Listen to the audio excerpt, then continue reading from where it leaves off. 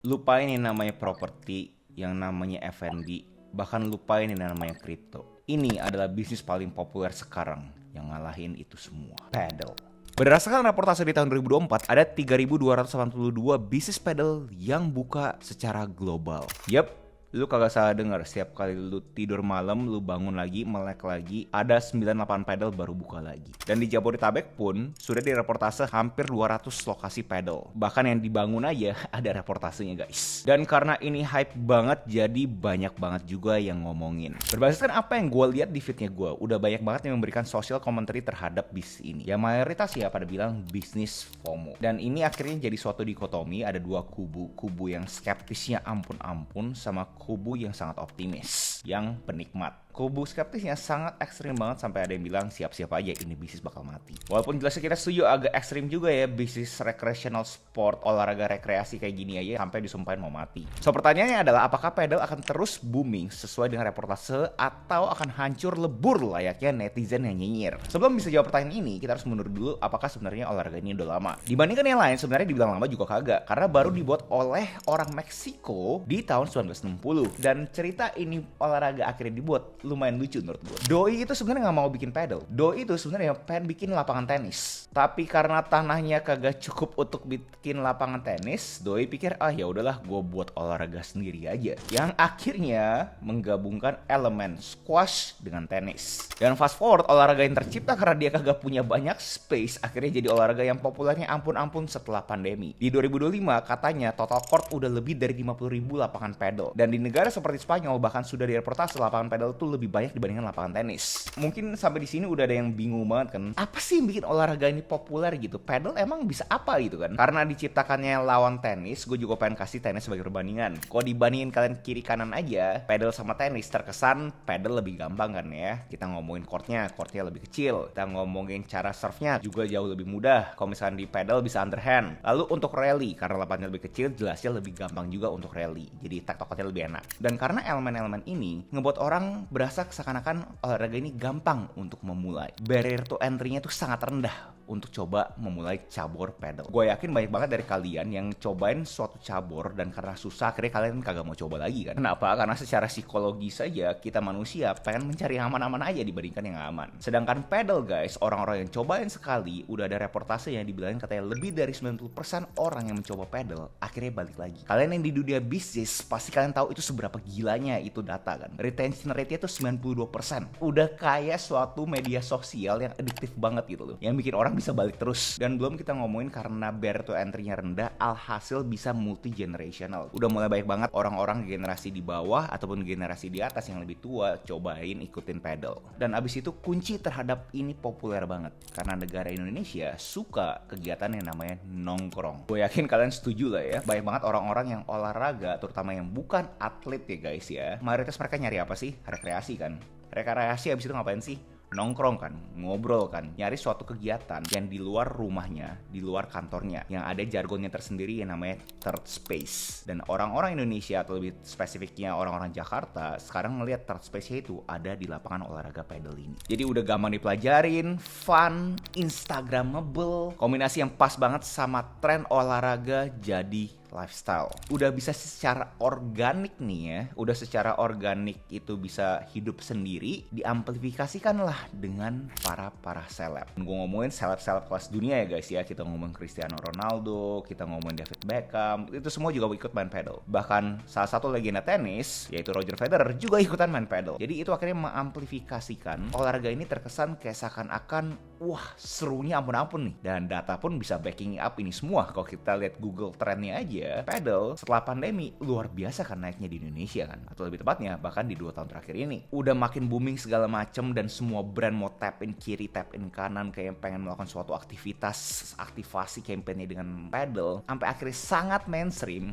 Datanglah beberapa manusia yang pengen nyinyir kayak ini mah cuma bisnis FOMO-FOMOan kan, dan sering banget masuk studi kasusnya Swedia, dimana di Swedia dulu itu pedal tuh juga boomingnya ampun-ampun. Tapi akhirnya bubble itu burst, nggak banyak lagi orang-orang yang mau main pedal. Main padel di sini di Jakarta. Terus aku cuma mau cerita di Swedia padel itu selama pandeminya itu viral.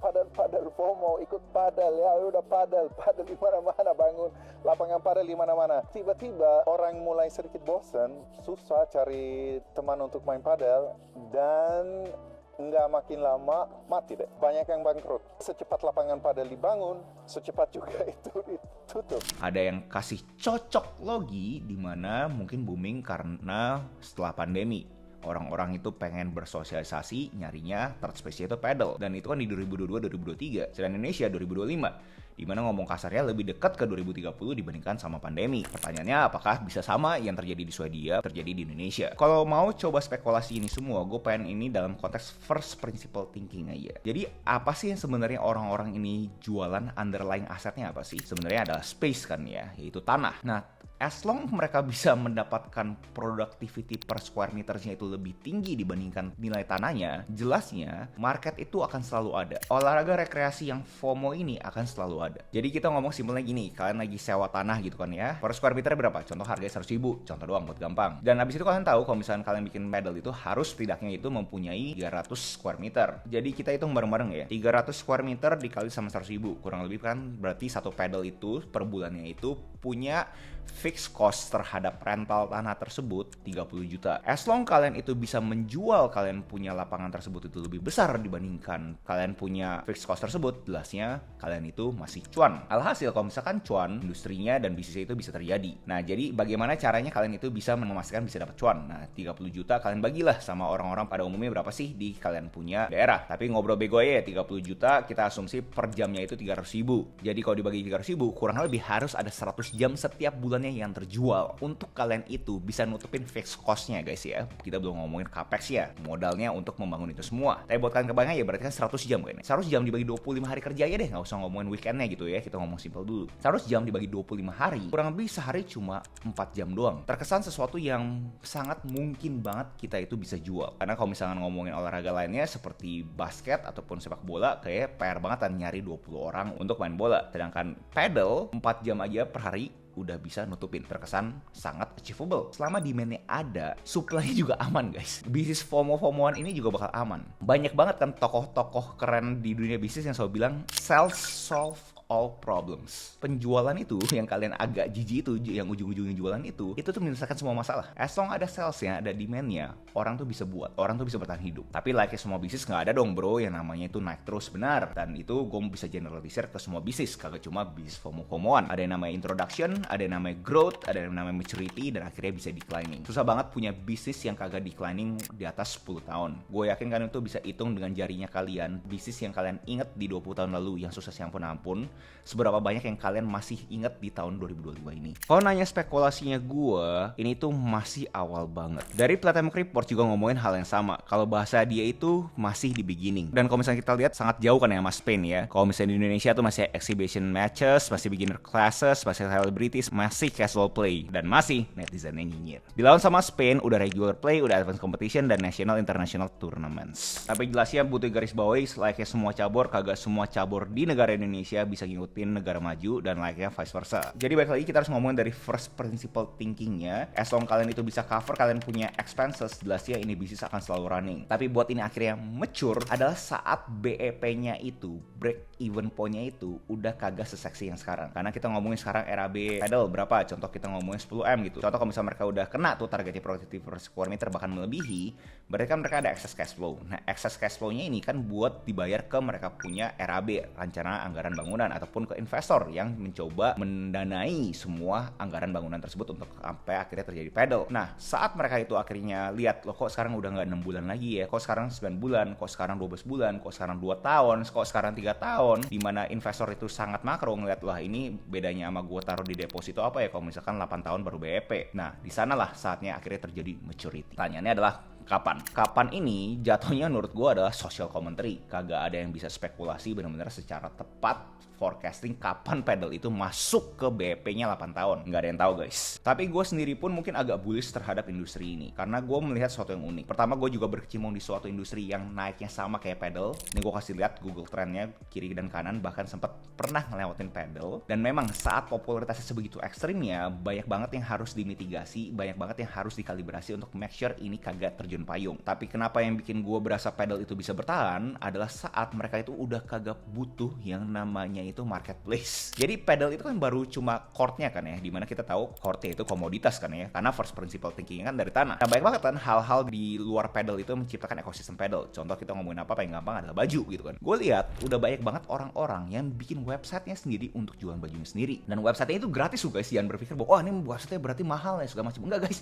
ini setup fee-nya bener-bener gratis. Mereka pakai yang namanya lnk.id. Lihat tuh, udah banyak banget orang-orang jualan raket pedal, bahkan baju pedal di dalam Linkit. Dimana notabene-nya harusnya mendingan ke marketplace dong, dimana marketplace itu memberikan mereka traffic. Tapi fakta bahwa mereka bikin website sendiri dan abis itu jualan sendiri, berarti memberikan gue impresi bahwa mereka tuh bisa cari trafficnya sendiri. Alhasil, sebegitu besar market terhadap pedalnya itu sampai mereka berani, udah gue bikin website sendiri aja, gue nggak butuh trafficnya marketplace, gue nggak butuh kasih mereka fee marketplace, gue mendingan bikin website sendiri dan semua marginnya gue ambil. Dan abis itu gue lihat juga banyak banget orang-orang pakai Linkit untuk jualan mereka punya chord, karena di Linkit kan itu bisa jualan kalian punya jasa appointment. Jadi kalian bisa breakdownin lapangan pedal tersebut itu kuotanya berapa banyak dan available di jam berapa, itu juga bisa di dalam Linkit. Jadi dengan segala macam digitalisasi yang terjadi dengan lebih mudah diimbangin dengan demand masyarakat yang membeludak, menurut gue pribadi secara sosial commentary gue nggak ngeliat ini bakal hilang dalam waktu 2 tahun sih guys. Dan buat kalian yang di sini penggiat bisnisnya, jangan takut guys, karena emang apapun yang populer seringnya itu dikatain itu emang kalian punya price to entry saat kalian itu masuk ke mainstream, dimana banyak banget orang-orang mainstream yang kagak suka. Dan komentarnya gue, apa sih jeleknya bisnis FOMO ini? Apalagi kita ngomongin bisnis FOMO yang sifat itu kesehatan, menurut gue sangat bagus ya. Itu coba lawan deh sama bisnis FOMO di zaman dahulu. Ada bisnis FOMO warnet, ada bisnis FOMO club, ada bisnis FOMO coffee shop, ada bisnis FOMO boba, bubble tea. Dilawan sama bisnis FOMO pedal yang notabene-nya harusnya kita bisa setuju lebih sehat kan ya dibandingkan aktivitas-aktivitas yang gue barusan ngomongin. Pertama, mengurangi rasa hormat ke praktisi-praktisi bisnis tersebut, karena kan sama nih jual recreational kan, rekreasi yang ngomong kasarnya bukan kebutuhan primer, bisa dibilang sekunder bahkan tersier, atau bahkan kasarnya tersier. So balik lagi untuk ke pertanyaan paling dasar, paling core, paling inti dari video ini, apakah ada bubble dan apakah bubble-nya akan bakal burst? Yes, bakal guys. Tapi saat kurva yang gue tadi kasih lihat ke kalian bisa terjadi, saat supply-nya itu makin ekstrim, tidak bisa diikuti dengan demand, ya jelasnya akan terjadi koreksi pasar. Tapi komentarnya gue setelah melihat digitalisasi ini semua, menurut gue bakal bisa jadi suatu cabur yang bertahan lama. Jadi buat kalian semua penggiat pedal, jangan ke distorsi guys sama nyinyiran orang. Walaupun yes, gue tahu kadang-kadang agak konyol juga ya orang-orang mau tap in ke pedal sampai marketing stand-nya itu agak ekstrim. Tapi gue harap kalian jangan ke distorsi.